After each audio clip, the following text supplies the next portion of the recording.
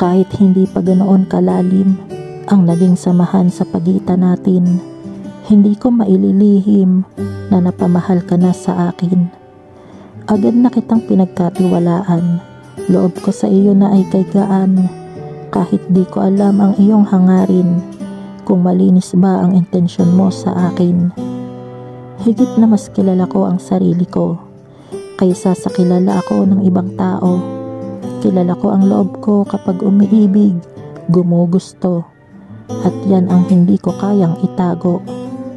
Sa tuwing ikaw ay nandito, kay bilis ng takbo ng aking puso, at bakas sa aking mukha ang kaligayahan ko kapag nakikita nilang magkasama tayo.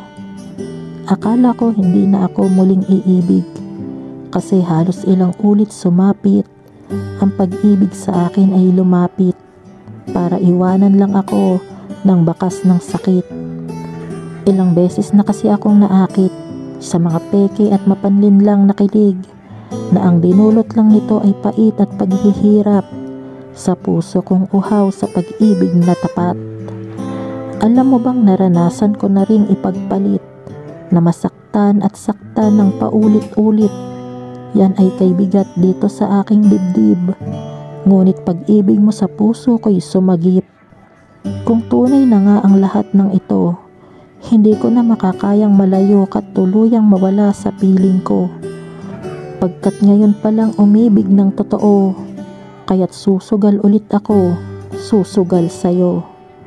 Dito sa mundo kong kay tamlay, kay tagal din akong naghihintay, na muling magkaroon ng kulay, at sa wakas hindi na malulumbay.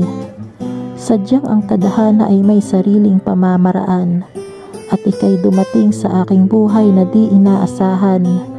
Ramdam kong ikaw ang sagot sa aking dasal. Yan ang dahilan kaya ikaw sa akin ay napamahal.